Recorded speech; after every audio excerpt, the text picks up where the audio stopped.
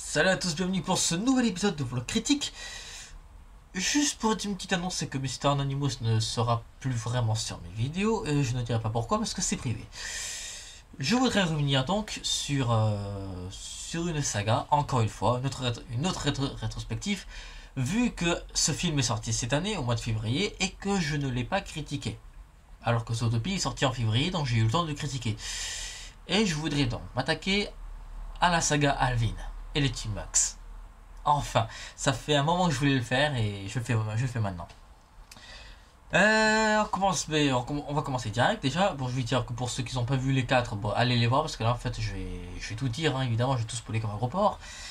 Donc, le synopsis du premier. Trois Team Max sont tranquilles dans leur sapin en train de récolter des réserves pour l'hiver. Quand tout d'un coup, des bûcherons coupent ce sapin et le mettent dans un hall d'accueil d'un truc de musique, d'un studio de musique. Ils arrivent sans le vouloir chez un mec qui s'appelle Dave. Et donc, résultat, ils vont lui montrer à Dave qu'ils savent chanter. Et résultat, donc, Dave va en profiter pour retrouver de l'inspiration. Et voilà. Mais le patron à Dave, lui, par contre, il est. Enfin, qui s'appelle. Attends, comment il s'appelle? Yann, voilà, j'ai plus tout le temps, voilà, qui s'appelle Yann, donc Yann il veut les Tumox pour lui tout seul, donc vers la fin il les enferme dans une cage et tout. Il les enferme dans une cage et tout, il les exploite beaucoup trop, même exagéré, et Dave va devoir aller à leur secours à la fin du film. Bon, alors, oui je sais, vous avez la vaisselle là et mon lit qui est juste en haut, ça vous pose un problème, et voilà, c'est juste que j'ai la lumière qui est là, je vais en profiter parce qu'il fait jour. Et voilà. Et si vous entendez des voitures, c'est tout à fait normal parce que la fenêtre est ouverte. Ce que je voudrais dire par rapport au premier film, c'est que c'est un film que j'ai vu 3, 4, 5 fois, grand max. Il était plutôt pas mal au premier visionnage, mais ça reste un film spécial Noël, quoi. Ça reste un classique. Malgré que je l'ai trouvé plutôt pas mal. Ouais, enfin moyen, ouais. Ouais, si je devrais mettre une note sur 10, je mettrais un 6. Voilà, ouais, c'est un avis rapide, mais bon, voilà. Parce qu'Alvin et Timox, voilà, donc j'ai pas grand chose à dire. Enfin, les chansons elles sont plutôt bien, les chansons, hein, donc certaines restent facilement dans la tête. Donc, résultat, c'est plutôt pas mal. Voilà. Ça fait à peine 30 minutes et j'ai déjà fait critiquer le premier en 30 minutes. Voilà. Et on passe au second. Ouais, si je soupire comme ça, c'est que vous savez très bien ce qui va se passer. Le second est un copier-coller du premier. Sauf que au lieu que Yann enferme les Team Max dans une cage, il enferme les chipettes. Voilà, donc j'ai expliqué la fin. Donc Dave et les Team Max vont les sauver à la fin. Le synopsis du second. Des chipettes apprennent l'existence des Team Max et donc se mettent dans un colis de transport, pour qu'ils puissent arriver devant le producteur, devant Yann. Alors que Yann, à ce moment-là, il a tout perdu et il est devenu un charclos, un couchard. Et donc Yann va pouvoir en profiter. Et donc, résultat, et les chipettes et Tumax deviennent carrément. Voilà. C'est un versus, voilà. En fait, voilà, ils se mettent à Tumax contre Chipette. Donc, ça devient une vraie guerre. Et donc ensuite à la fin du film il se passe la même chose qu'avec les Tumox. Yann en fait trop, il les met dans une cage et donc les Tumox avec Dave arrivent à les sauver à la fin. Et ce que je voudrais dire par rapport aux deux, c'est que ensuite donc ils vont enfin à l'école, au lycée directement, ouais, bah voilà, pas d'hésitation. Voilà, juste pour le 2, hein. Normalement l'école ça dure pas 1 ou 2 mois, hein, parce que dans le film ça dure que quelques mois, on dirait. Et ce que je voudrais dire par rapport à ça, c'est que donc le second, ben, déjà, il y a une mouche qui me passait devant la caméra, génial. Ce que j'aimerais dire, c'est que donc les chansons elles sont beaucoup mieux faites, elles sont même super. Le réalisateur du premier, je ne sais plus le nom, le deuxième non plus. Et pour moi c'est un copier-coller parce qu'en fait ce qui se passe avec les chipettes, Dave il fait, Yann il fait pareil avec les chimex, c'est-à-dire il les exploite trop, il les fatigue trop, il les met dans une cage et tout, bon, c'est répétitif, voilà. Et ça, j'ai pas vraiment apprécié le fait que ce soit répétitif. Voilà. Et ensuite, on arrive au troisième. Réalisé par un réalisateur que j'adore. Réalisateur de Shrek 4, je vous donne Mike Mitchell. Il a réalisé Alvin 3. Et c'est là où je vois que cette fois-ci, ils ont bien utilisé le budget. Les Chipmunks et les Chipettes sont dans une croisière. Et avec une connerie d'Alvin, malheureusement, ils se font, comment dire, donc, merde, Alvin, il prend un cerf-volant comme des tas de planes, putain de mouches de merde. Elles viennent toutes de dehors. Hein. Il y a des poubelles partout dehors. C'est vraiment des clochards ici. Et donc voilà, donc ils prennent Alvin prend un cerf-volant comme des tas de planes, sauf que le vent est beaucoup trop fort. Résultat, ils se font débarquer et ils tombent dans une île déserte. Une île volcanique. Mais ça, ils ne le savent pas encore. Et ensuite, Dave, lui aussi, il se fait dériver grâce au détaplane par accident, grâce à Yann. Yann qui est devenu un pélican, un peu le surveillant, un peu le mec qui surveille dans la croisière, qui essaye de foutre la merde entre le capitaine et les Team Mugs, etc. Et donc, résultat, ils se font tous débarquer. Les Team Mugs, les Chipettes, Yann et Dave, ils se font tous débarquer. Par accident. Et les T-Max et les Chipettes vont devoir s'unir, ils vont devoir tout faire pour essayer de vivre sur cette île déserte. Voilà, ils vont devoir essayer de survivre. Voilà, c'est un peu le scénario de Robinson Crusoe. Enfin bon, pas vraiment. Enfin bon, vous m'avez compris quoi. Voilà donc. Et ils rencontrent une meuf sur l'île. Je ne me rappelle plus son nom tellement que je la déteste. Parce qu'elle surjoue à mort. Et je déteste ça. Mais sinon, déjà les chansons, il y a déjà LMFAO, il y a Martha Solveig, il y a la reprise de Lady Gaga, la reprise de Katy Perry en Tumax. Il y a que de la bonne musique, même dans le générique de fin. Il y a We Speak Americano avec un mélange d'un truc espagnol ou un truc comme ça. Là. Il y a des titres originaux.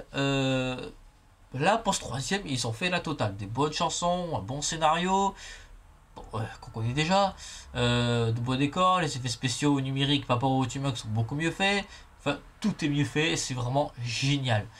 Et les personnages sont cette fois-ci tellement bien exploités. Parce que dans les deux premiers, les T-Max, ils les évoluent pas. Il n'y a que Dave et Yann qui évoluent. Là, dans ce film, Simon se fait piquer par une araignée. Et il devient Simonet, un aventurier carrément loufoque qui est capable de faire les trucs les plus extrêmes. Genre, la tyrolienne, il le fait tranquille. Le saut à l'élastique aussi, il était rigide et coincé, et là il devient carrément le contraire, grâce à la piqûre d'araignée, donc il pète carrément un câble. Et Alvin, qui est normalement le marrant, mais devient le mec raisonnable, et voilà, donc il commence à devenir un peu comme Simon, et un peu comme son père Dave. Donc, résultat, il commence à... donc en fait, tous les trucs sont... Tout change en fait. Déjà donc Théodore le peureux devient moins peureux, Simon le rigide devient moins rigide et devient carrément un fou allié, il devient le marrant devient carrément le rigide, la jolie devient carrément l'intelligente, l'intelligente devient la jolie, et la petite, pareil, il n'y a pas de changement. Donc voilà, donc dans ce troisième opus, Mike Mitchell a tout fait pour que tous les personnages évoluent tous. Yann il évolue, il devient moins méchant, Dave il évolue pas évidemment, enfin si, il se rend compte que que ce ne sont pas que de simples enfants et qu'il doit les faire confiance. Ah oui, Zoé, voilà la fille qu'il trouve dans l'île déserte qui est là depuis 8-10 ans. Enfin, elle dit 8 ans alors qu'ensuite à la fin du film elle dit 10 ans. Faux raccord. Voilà. Et donc résultat en fait elle était sur cette île parce qu'elle devait trouver un trésor. Résultat, Simonet a trouvé le trésor et donc résultat maintenant elle devient carrément obsédée par rapport à ça. Ce qui fait qu'elle va carrément capturer Jeannette. Voilà. Celle que Simon il est en kiff sur elle. Et à la fin du film, carrément, c'est je crois que c'est Brittany, ben, elle va dans une source chaude, mais elle se brûle. Donc elle se rend compte qu'en réalité, enfin tous les Chipmunks se rendent compte qu'il y a un volcan qui est sur le point d'exploser. Donc déjà on voit donc le volcan qui est en train de commencer à fumer, on commence à voir la lave autour, on commence à voir une explosion, des météores qui tombent et tout. Ça part en scénario de Roland Emmerich, le volcan qui explose et tout, etc. Les météores, les fumées de cendres et tout, les fumées d'étincelles, voilà, ça part en couille. Donc voilà, donc les personnages sont bien exploités, un bon scénario, un climax explosif. Pas le 1 et le 2 pour moi c'était un film en mode High School Musical. Là le 3 c'est carrément un bon film, un vrai film. Enfin ils ont compris. Enfin. Et c'est ainsi qu'arrive le 4. À fond la caisse. Je ne connais pas le réalisateur parce que je le hais. Alvin 4 ne prend pas en compte l'évolution des personnages. Alvin a compris, enfin bon, à la fin du 3 on comprend qu'il fait toujours des blagues, mais bon, donc ça, bon, il n'y a pas trop d'évolution. Mais je me suis dit, bon, Alvin il a un peu évolué, et il va devoir faire gaffe. Dave, il faut pas qu'il prenne ses gosses pour des enfants, ce qu'il fait encore dans le 4. Simon, à la fin, en fin de compte, on voit qu'il est beau, et à la fin donc, quand il redevient le Simon, mais il essaye de faire des choses...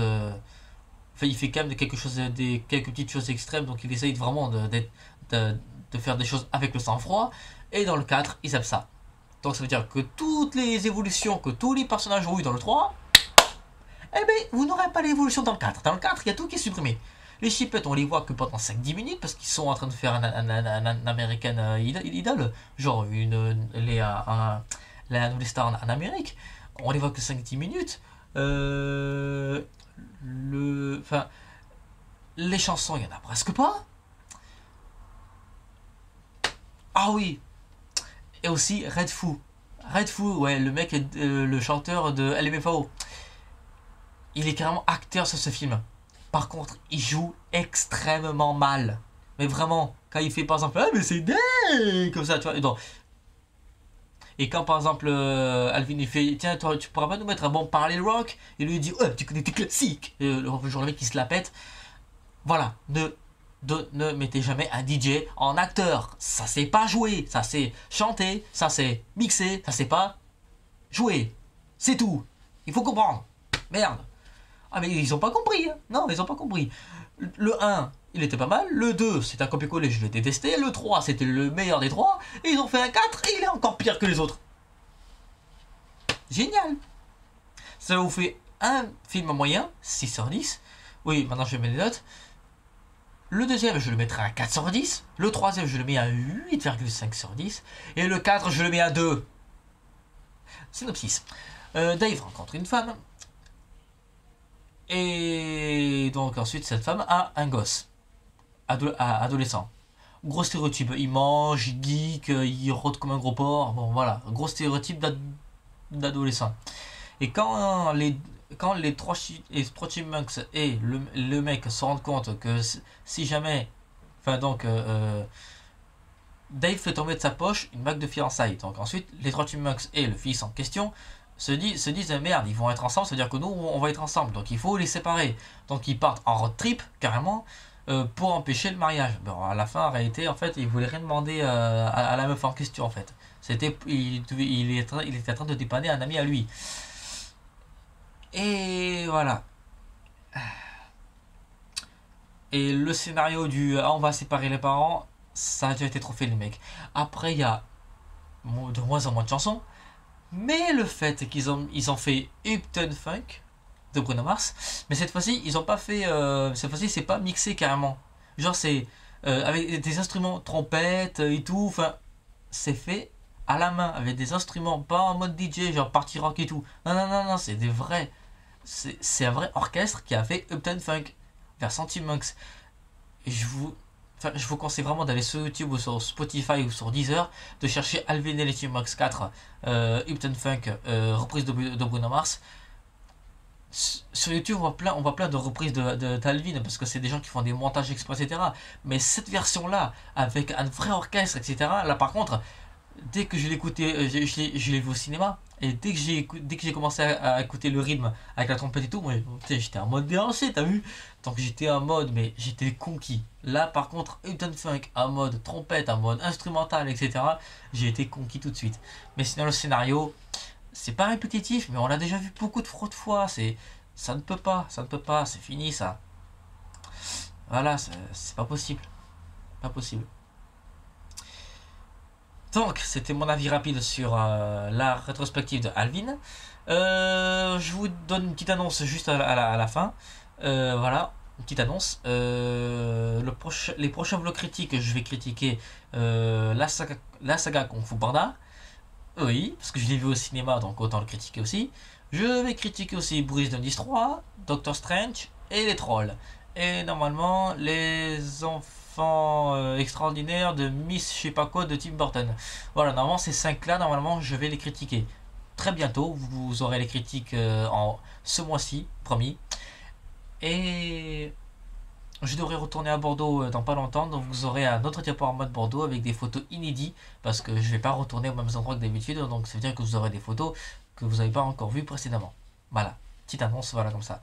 Donc, voilà, donc il y a aussi un autre gag de film qui va sortir, aussi, qui est pas mal. Ben, sur Alvin 3 d'ailleurs.